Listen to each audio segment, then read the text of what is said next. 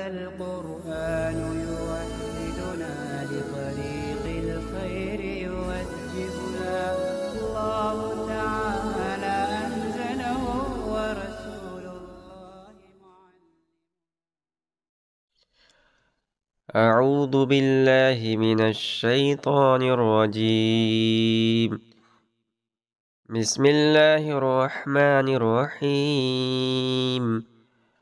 وإذ قال ربك للملائكة إني جاعل في الأرض خليفة قالوا أتجعل فيها من يفسد فيها ويسفك الدماء ونحن نسبح بحمدك ونقدس لك قال إني أعلم ما لا تعلمون.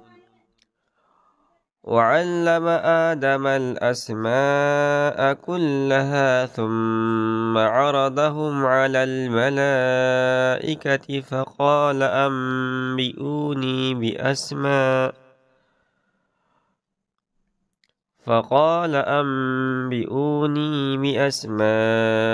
هؤلاء إن كنتم صادقين.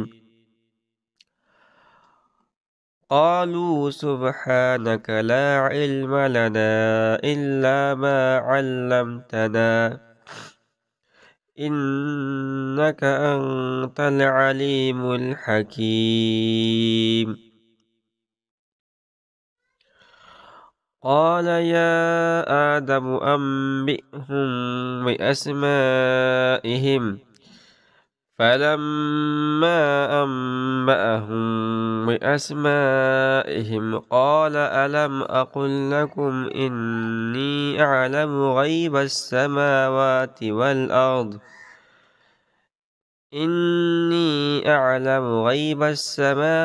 والأرض وأعلم ما تبدون وما كنتم تكتمون. وإذ قال ربك للملائكة إني جاعل في الأرض خليفة. اور اے محمد صلی اللہ علیہ وسلم اس وقت کو یاد کیجئے جب کہا آپ کے رب نے فرشتوں سے کہ میں بنانے والا ہوں زمین میں اپنا نائب. قالوا اتجعل فیہا من یفسد فیہا ویسفک الدماء.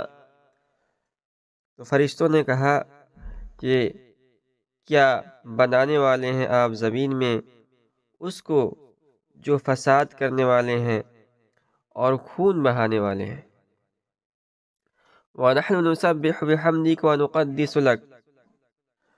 حالانکہ ہم پڑھتے ہیں تیری خوبیاں اور یاد کرتے ہیں تیری پاک ذات کو. قَالَ إِنِّي أَعْلَمُ مَا لَا تَعْلَمُونَ. تو رب نے فرمایا بے شک مجھ کو معلوم ہے جو تم نہیں جانتے. وعلم آدم الأسماء كلها ثم عرضهم على الملائكة. اور سکھلا دیے اللہ نے آدم کو نام سب چیزوں کے، پھر سامنے کیا ان سب چیزوں کو فرشتوں کے. فقال انبئونی باسماء هؤلاء ان کنتم صادقین. پھر فرمایا بتاؤ مجھ کو نام ان کے اگر تم اپنی بات میں سچے ہو. قالوا سبحانك لا علم لنا الا ما علمتنا. فرشتے بولے پاک ہے تو، ہم کو معلوم نہیں مگر جتنا تو نے ہم کو سکھلایا. انك انت العلیم الحکیم. بے شک تو ہی ہے اصل جاننے والا حکمت والا. قال یا آدم انبئهم باسمائهم. اللہ نے فرمایا یا آدم انبئهم باسمائهم کہ اے آدم بتا دے فرشتوں کو ان چیزوں کے نام. فلما انبأهم باسمائهم. پھر جب بتا دیے اس نے ان کے نام. قال ألم أقل لكم إني أعلم غيب السماوات والأرض وأعلم ما تبدون وما كنتم تكتمون. تو اللہ نے فرمایا کیا نہ کہا تھا میں نے تم کو کہ میں خوب جانتا ہوں چھپی ہوئی چیزوں کو، آسمانوں کی اور زمینوں کی، وَأَعْلَمُ مَا تُبْدُونَ وَمَا كُنْتُمْ تَكْتُمُونَ، اور جانتا ہوں جو تم ظاہر کرتے ہو اور جو چھپاتے ہو۔ ان آیات میں اللہ رب العزت نے ایک خاص واقعے کا ذکر کیا ہے، اور وہ یہ ہے کہ اللہ رب العزت نے جب حضرت آدم علیہ السلام کی تخلیق کا اور دنیا میں اس کی خلافت قائم کرنے کا ارادہ کیا تو فرشتوں سے بظاہر ان کا امتحان لینے کے لیے اس ارادے کا اظہار فرمایا، جس میں اشارہ یہ تھا کہ وہ اس معاملے میں اپنی رائے کا اظہار کریں۔ فرشتوں نے یہ رائے پیش کی کہ انسانوں میں تو ایسے بھی لوگ ہوں گے جو فساد اور خونریزی کریں گے۔ مفسرین نے لکھا ہے کہ اللہ تعالیٰ نے فرشتوں کو انسان کے حالات اور اس کے ہونے والے معاملات پہلے ہی بتلا دیے تھے۔ بعض آثار سے پتہ چلتا ہے کہ جب اللہ تعالیٰ نے فرشتوں سے آدم علیہ السلام کو خلیفہ زمین بنانے کا ذکر فرمایا تو فرشتوں نے اللہ تعالیٰ ہی سے اس خلیفے کا حال دریافت کیا کہ مخلوق جس کو آپ نائب بنانے والے ہوں گے اس کے احوال کیسے ہوں گے۔ تو اللہ سبحانہ و تعالیٰ نے ان کو انسانوں کے بارے میں بتایا کہ وہ ایسی ایسی مخلوق ہوگی۔ اس سے فرشتوں کو تعجب ہوا کہ جب انسان کا یہ حال ہے کہ وہ فساد و خونریزی بھی کرے گا تو اس کو نیابت یعنی زمین میں اس کو نائب اور خلیفہ کیوں بنایا جا رہا ہے؟ تو اللہ رب العزت نے اس کا جواب دیا، انی اعلم ما لا تعلمون، اور اس میں اشارہ یہ ہے کہ جس چیز کو تم نیابت و خلافت کے منافی سمجھ رہے ہو در حقیقت وہی اس کی اہلیت کا سب سے بڑا سبب ہے، کیونکہ نیابت زمین کی ضرورت رفع فسادی کے لیے ہے۔ جہاں فساد نہ ہو وہاں خلیفہ اور نائب بھیجنے کی کوئی ضرورت نہیں ہے۔ خلاصہ یہ ہے کہ اللہ رب العزت نے جس طرح ایک ایسی مقدس اور معصوم مخلوق یعنی فرشتے پیدا کر دیے جن سے کسی گناہ کا کسی غلطی کا صدور ہو ہی نہیں سکتا، اس لیے کہ ان کے اندر صلاحیت نہیں ہے، اور اسی طرح اس نے ایک ایسی مخلوق پیدا کیے جن میں نیکی اور بھلائی کی صلاحیت نہیں ہے یعنی شیاطین،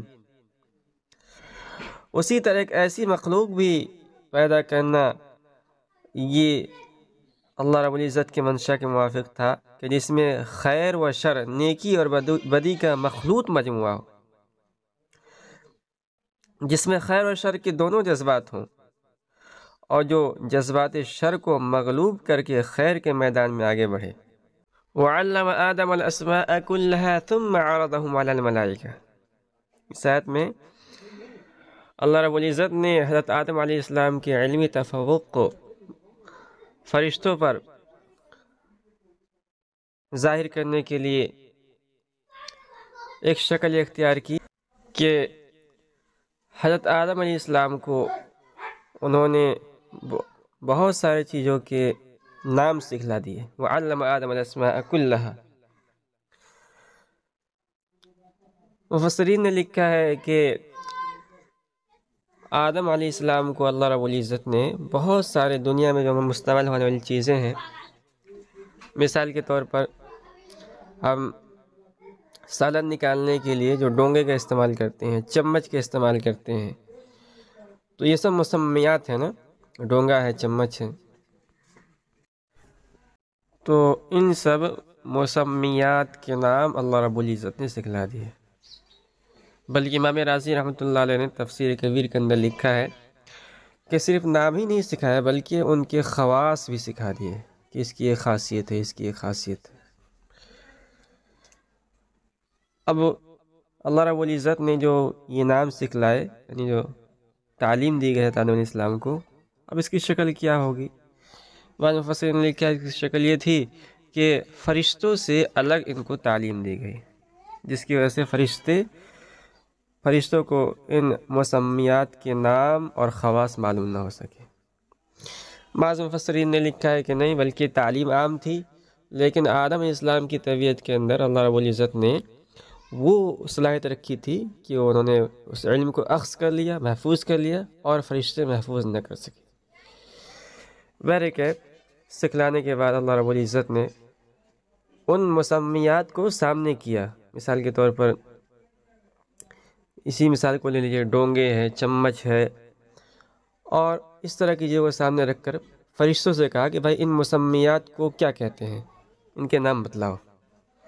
ظاہر سی بات ہے فرشتوں کو معلوم نہیں تھا، تو فرشتوں نے کہا سبحانک لا علم لنا الا ما علمتنا۔